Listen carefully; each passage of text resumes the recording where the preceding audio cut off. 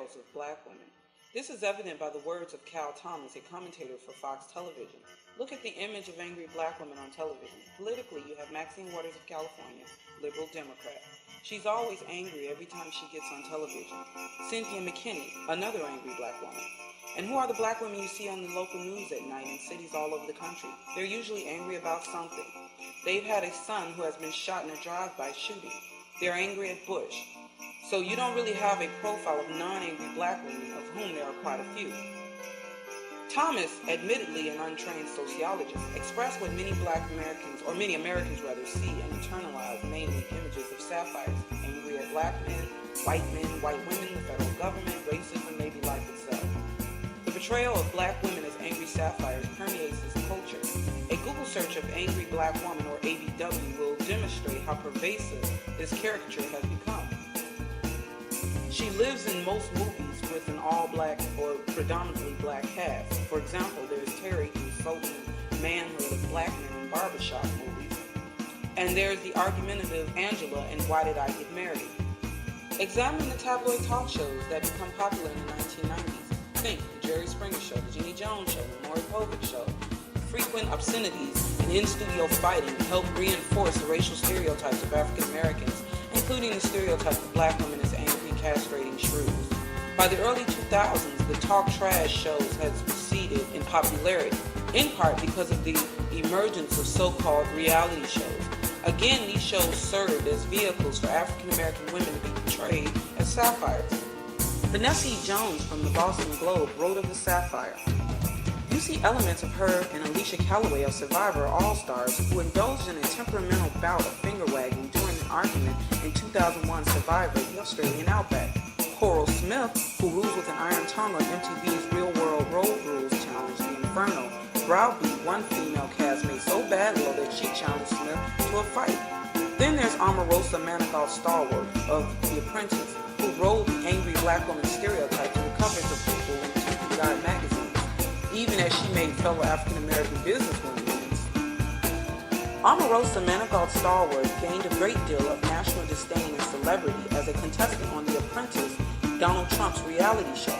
Manigault Stallworth, who is almost always referred to by the single name Omarosa, was portrayed and intentionally acted as a cross between a Jezebel, a hypersexual flirt and seductress, and a bitter, aggressive sapphire.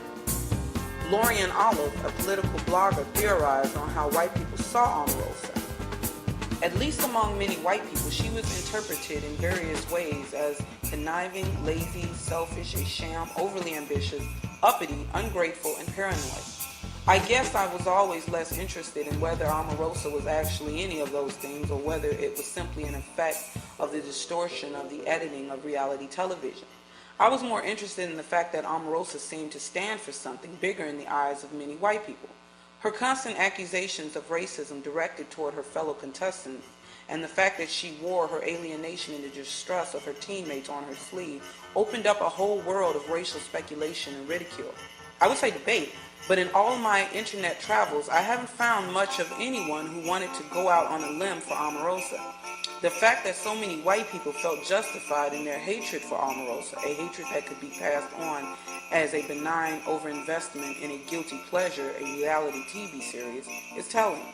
She became the symbol of everything that went wrong in the post-civil rights era, paranoid reverse racism, the ungrateful and undeserving product of affirmative action, the uppity black person who puts on airs, the beautiful, hypersexualized black woman who pulled the wool over the powerful white man's eyes. Olive next makes a connection that many others are making on internet sites, namely that Michelle Obama is a bitter, selfish, uppity, ungrateful, overly ambitious sapphire.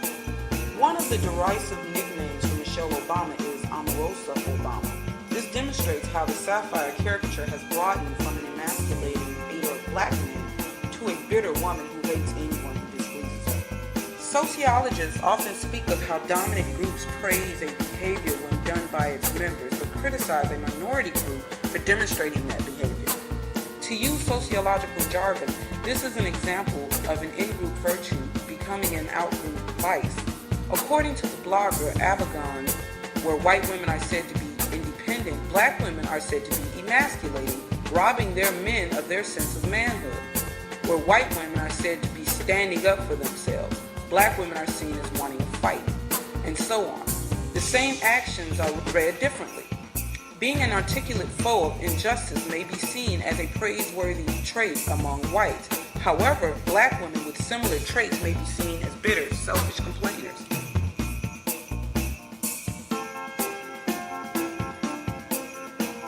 Michelle Obama challenges the scripts that many Americans have for African American women. She is the antithesis of the Mammy caricature.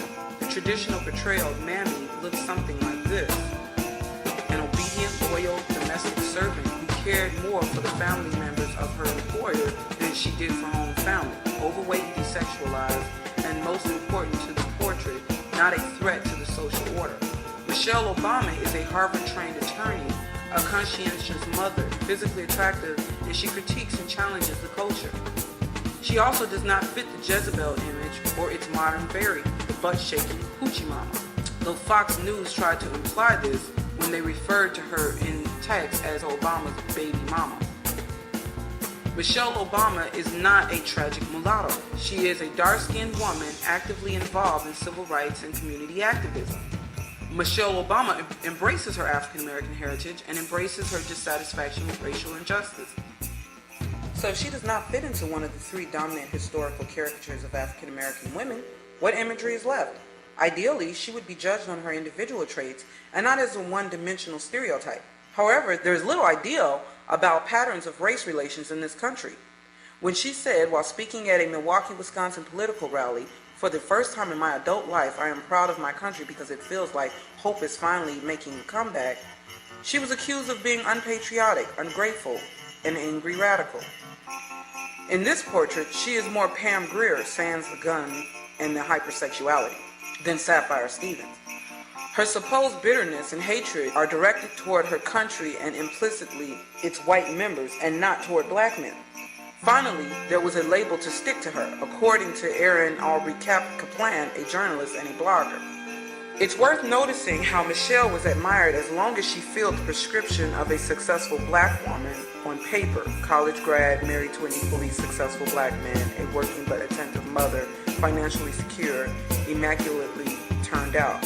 But as soon as she began revealing herself as a person and airing her views a bit, she began shape-shifting in the public eye into another kind of black woman altogether: angry, obstinate, mouthy, a stereotypical harpy lurking in all black women that a friend of mine calls Serpentina. Sean Hannity, Bill O'Reilly, Rush Limbaugh, Laura Ingraham, and other conservative talk show hosts rushed to paint her as the ultimate angry black woman, and they wondered aloud what she had to be angry about. Not all the lambasting came from white Americans. Forgive me if I'm saying these names wrong. Michael Massey, chairman of the National Leadership Network of Black Conservative, Project 21, a conservative black think tank, said, "Compared to the eloquent grace of Jackie Kennedy, Nancy Reagan, Barbara Bush, and yes, even Rosalind Carter, she portrays herself as just another angry black harridan who spits in the face of the nation that made her rich, famous, and prestigious." How does her saying, "For the first time in my adult life, I am proud of my country because it feels like hope is finally making a comeback," validate NASA's claim that Michelle Obama is another black harridan? Calling someone a harridan for expressing an opinion is an argument that tries to dismiss the substance of their opinion. Members of society who express unpopular opinions are often dismissed with personal attacks. Racial stereotyping too often is a convenient way to pigeonhole others into categories that make sense to us. Instead of allowing Michelle Obama to be central to a new cultural narrative of black women and the black family, there is growing tendency to view Michelle Obama's words and behaviors as examples of the black woman as Sapphire.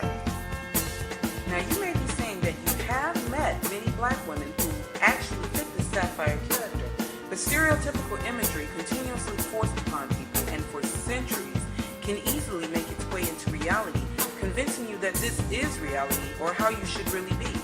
And if you are always under such pressure, feeling like you have to suppress and be careful with everything you try to express, with it always being twisted way out of proportion, eventually, you're not going to find it too easy to stay blissful Becky.